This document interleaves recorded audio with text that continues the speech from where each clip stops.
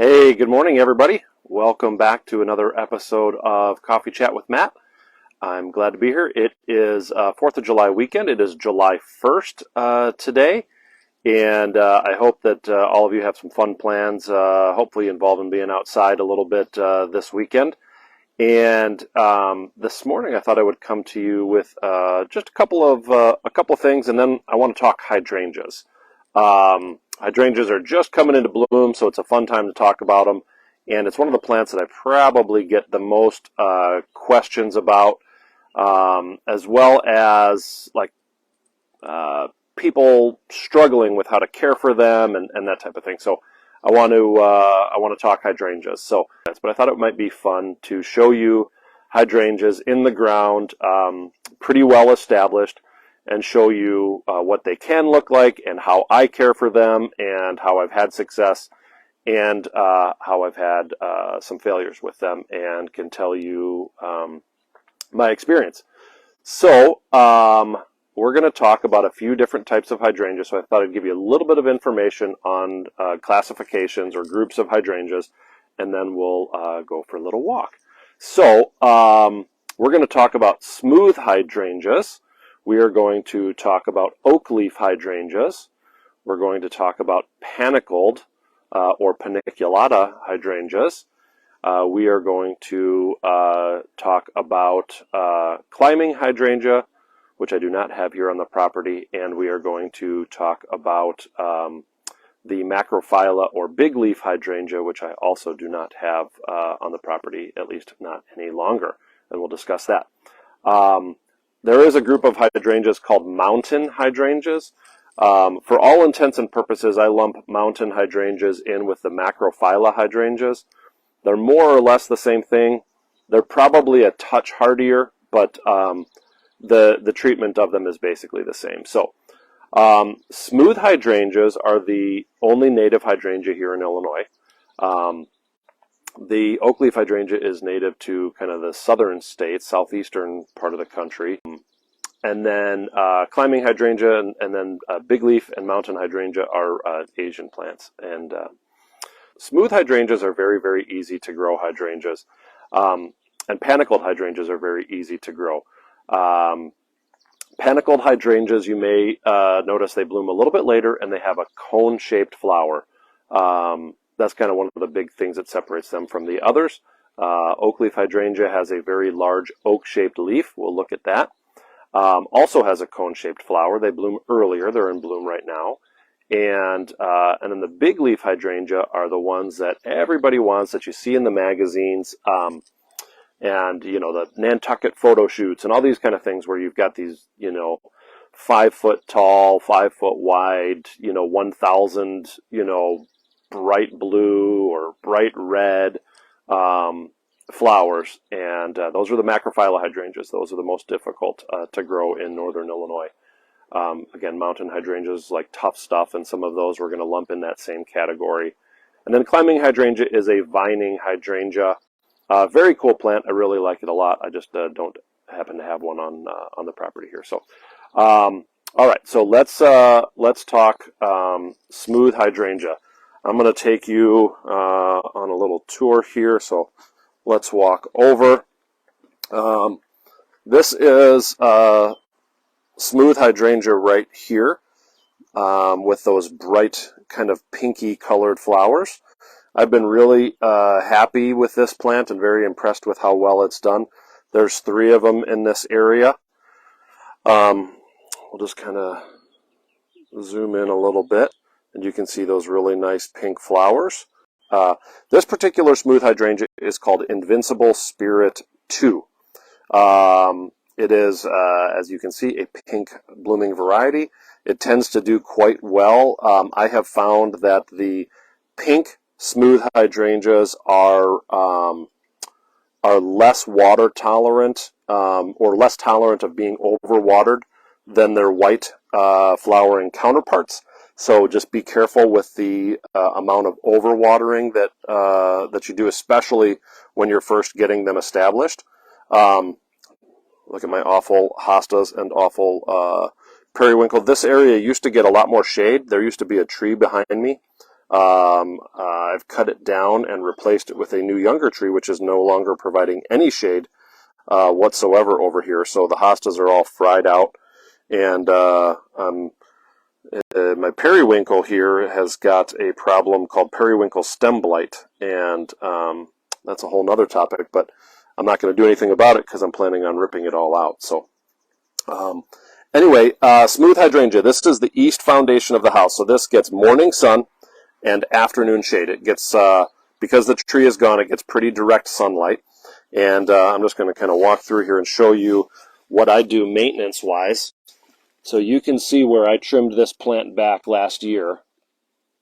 You can see those cut ends. So this plant basically I cut down to about 10 inches. So every year I trim it down to about 10 inches, and then every year it grows back and does that. I really don't know why this one is about a week behind this one right over here. There's really no difference in this location. And that's just one of the things about plants. I mean, I get a lot of customers who are like, I've got 5 and one looks different than the others and things like that. And you know what? It's a plant. It's a live thing. And it's, for whatever reason, has responded a little bit differently to the growing conditions around here. So, you know, this one, possibly soil could drain just a little bit. You know, maybe there's a little more gravel in the soil in one spot than the other down low, and so it's just one spot's holding a little more water when you water, and one drains faster. There's probably a reason somewhere, but I really don't know what it is. But these will bloom great. They're loaded with flower buds, and they'll come around just fine. And that one's looking really, really good. Now, we're going to look right over here, and this is not a hydrangea. On either side of the patio, I have New Jersey tea. These are brand new. I just planted them last year. And I know we're talking hydrangeas, so Matt, why are you talking about New Jersey tea? Well, I got tired of my macrophylla hydrangeas. I had in this location, here and here, for 5 years, I had macrophylla hydrangea. 4 years, I guess. We had macrophylla hydrangea in there. I did everything that I know how to do to take care of them. So what I would recommend with macrophylla hydrangeas, if you have them, is do not cut them down in the fall. I like to leave all of the stems intact. I like to wrap the plant with like some chicken wire, make a little bit of a cage. So if this was a hydrangea, I would take chicken wire and I'd make like a little cage all the way around it, and then I'd fill that cage with leaves. And the leaves will act as a sort of an insulating blanket for the plant, protecting it. Because the thing is about macrophylla hydrangeas basically bloom on old wood. Now, old wood is a branch that grew this year from last year's branch. That's what we consider old wood. So a branch that comes straight out of the ground, like on a perennial, like this Monarda right here, this bee balm. Obviously, this is a perennial, and so there's no such thing as old wood on a perennial. But every branch is brand new this year. Every branch came out of the ground and is brand new. Whereas on the macrophylla hydrangea, you're going to have both. Now, if the plant dies all the way to the ground, which is a very common occurrence here in northern Illinois, you will basically get no flowers. And so I have many, many, many customers every year come in and tell me that they have a hydrangea that is green-leafed, doing great, super healthy, but it never blooms. And that's a macrophylla hydrangea. So the insulating blanket will help. Certainly planting it in a protected location will help. This is not protected. This is about 20 feet away from the house at the edge of the patio. I tried my best. I got tired of it and decided I would rather have something with nice flowers. So I planted these New Jersey tea here, and I couldn't be happier. So those are fun. So we're going to walk around the house and take a peek at the oak leaf hydrangea. So I'm pretty sure that I planted Snow Queen, and this is doing exceptionally well. Really, really happy with the performance on this one. So oak leaf, as you can see, the leaves look very much like that of an oak tree. So that's why they call it oak leaf hydrangea. It has both fertile and infertile or showy flowers, and we'll talk a little bit about that. So we'll look right down here.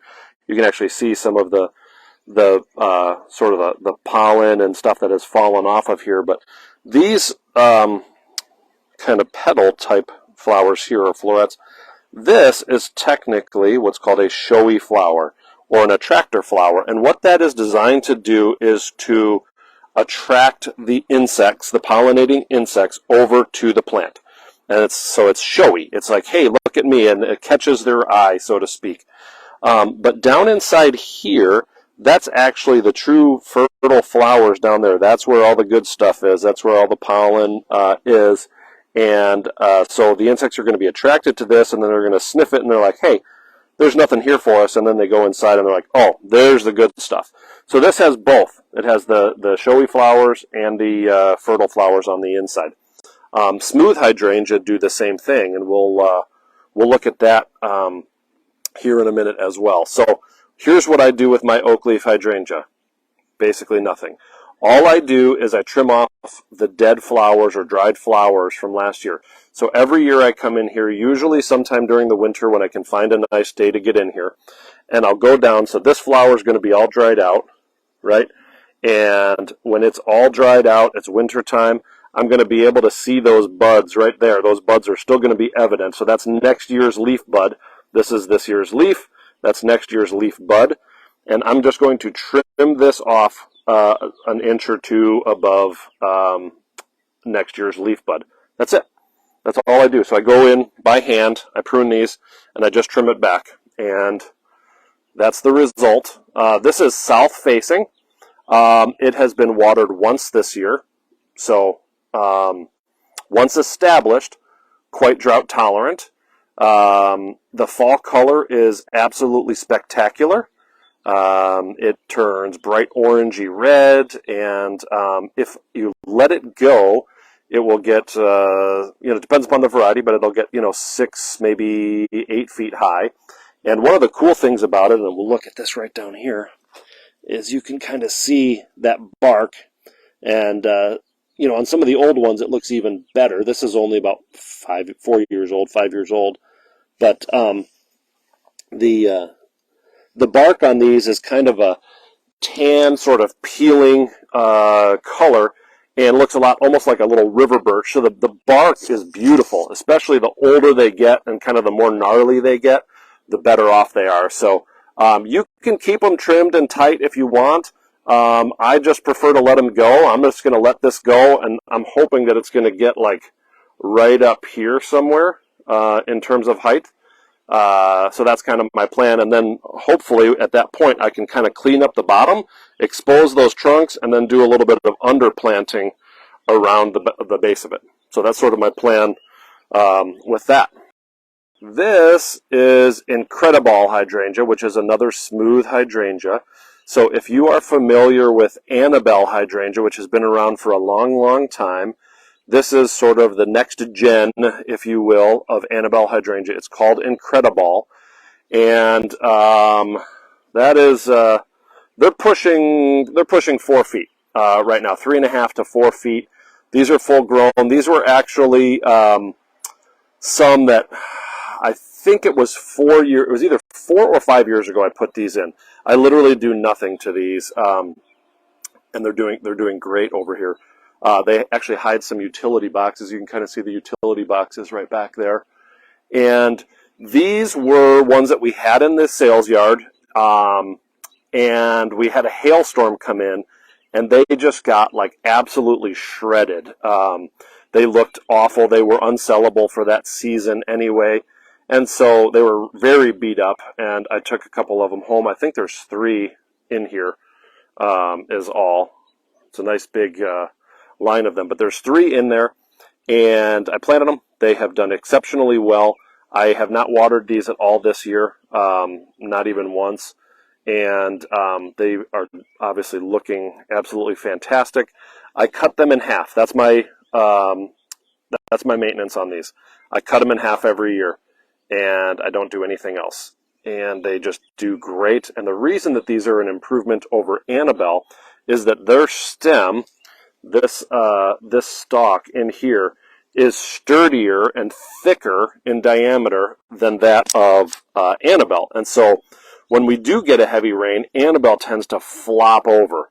But Incredible stays nice and upright. And I don't cage it or do anything to it. You can just kind of see how nice and upright of a habit this has. So cool plant, that's Incredible. And the nice thing about this is you can grow this plant in full sun or full shade. Literally, you can plant it anywhere. So where I'm at right now, this is south. So they do have some protection from the south sun from these old Douglas fir that are planted on that's actually the neighbor's side of the yard there. And then to the east, I have this big, beautiful magnolia right here. But mostly to the south and west, it's wide open. Neighbor's house across the street. So they just get beat on by that intense afternoon sunlight and have no problem with that whatsoever.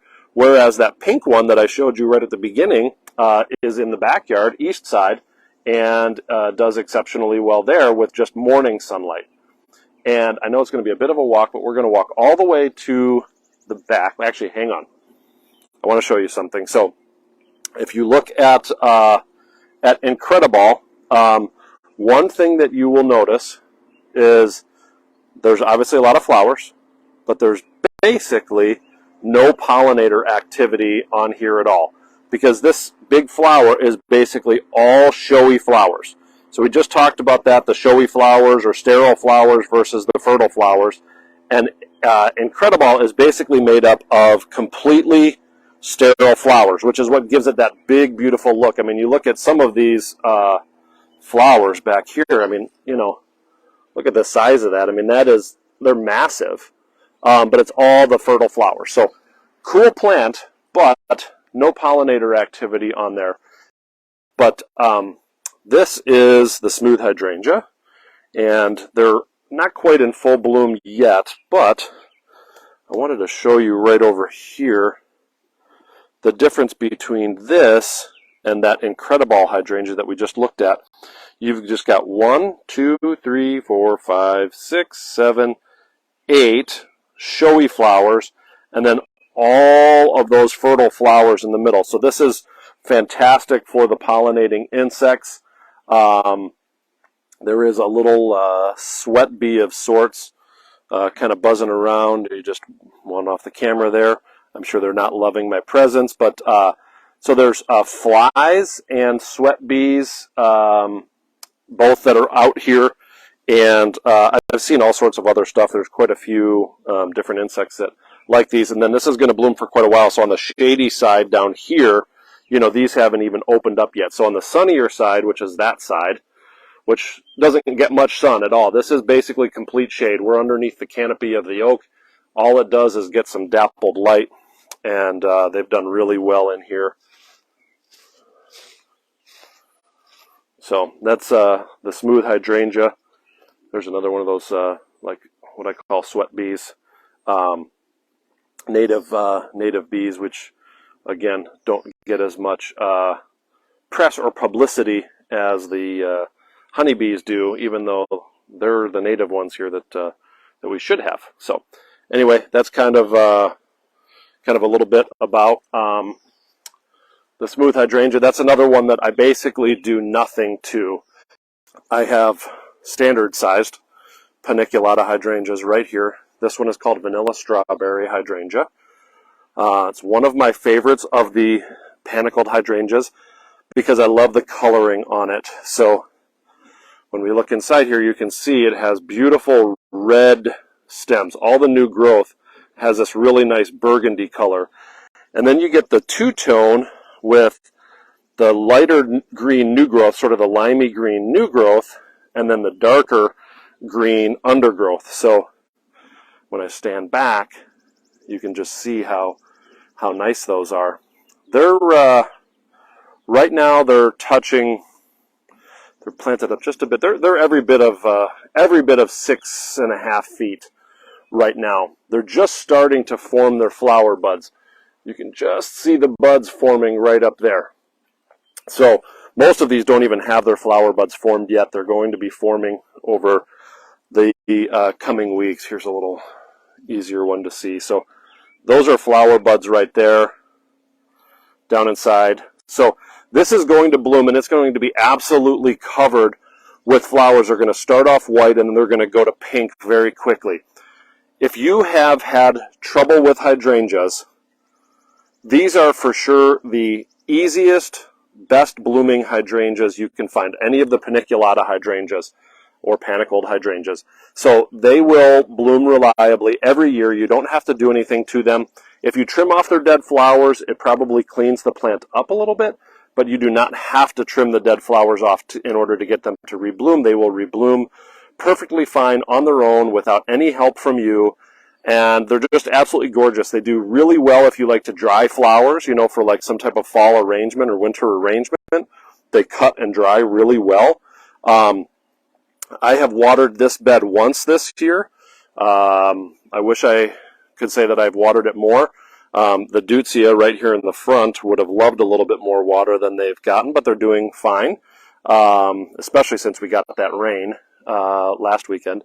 But the vanilla strawberry hydrangea, very drought tolerant once established, full sun to part sun. They're not going to love full shade, for sure. So full to part is ideal for them. The more sun, the better. We do field grow these, meaning we grow them out in the middle of our open field, and they hold up just fine. We don't have to do anything special with them.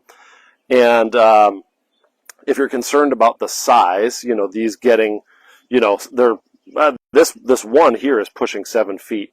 And I'm going to let them get basically as tall as they want, and I'll just trim them back a little bit just to keep them looking full. There's also kind of some smaller dwarf varieties. These are 1, 2, 3, and then across the driveway over there, there's another 3. This is Little Quickfire Hydrangea.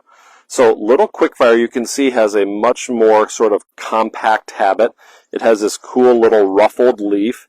It still has a little bit of that reddish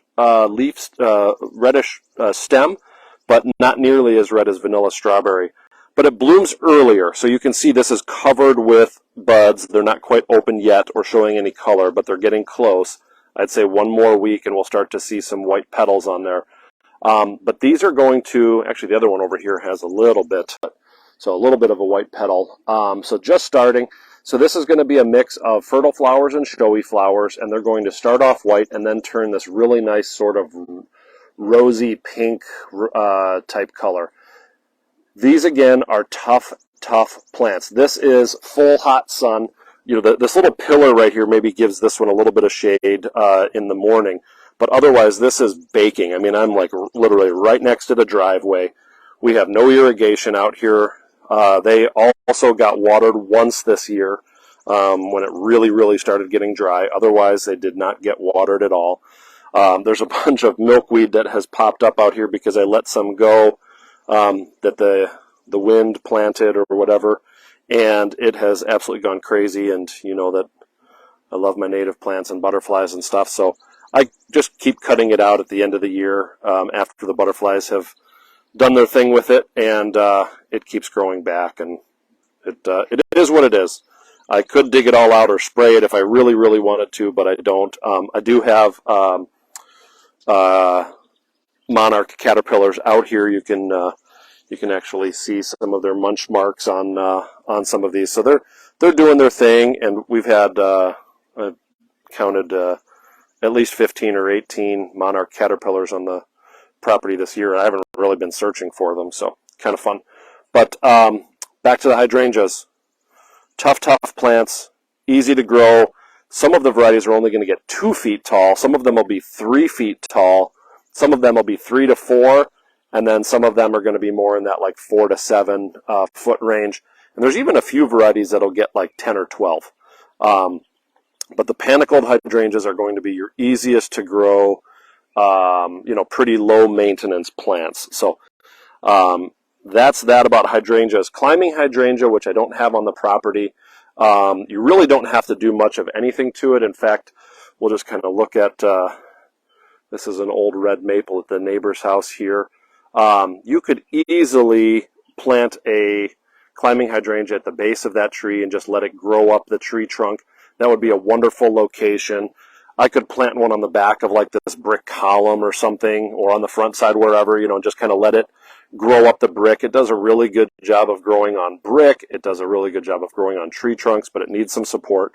It also does a really good job as a ground cover. So it likes the shade. It does not like full hot sun. So part sun to full shade for the climbing hydrangea, and very, very easy to grow.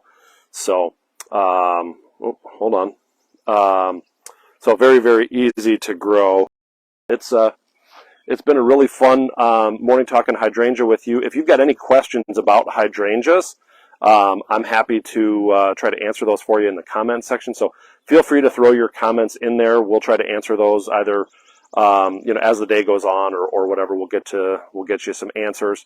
And you can always stop in if you have questions about your hydrangeas, or if you're not sure what kind of hydrangea you might have.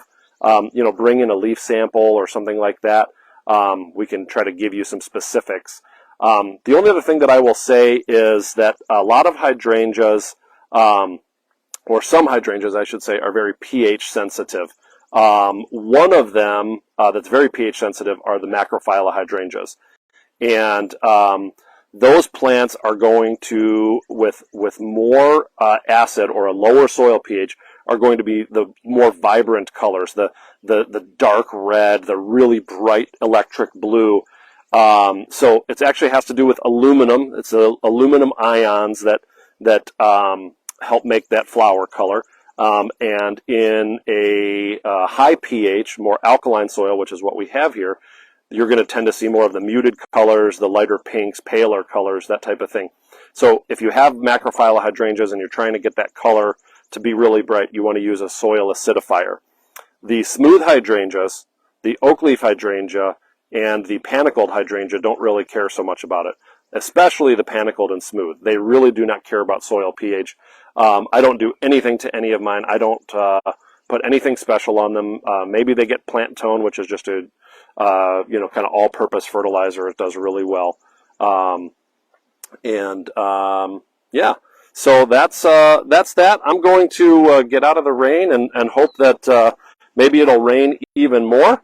Well, we'll see what transpires. But it's been a fun morning talking with you. I love doing this, and hopefully that you all have a safe and wonderful holiday weekend, and hope you get a chance to get outside. Be well.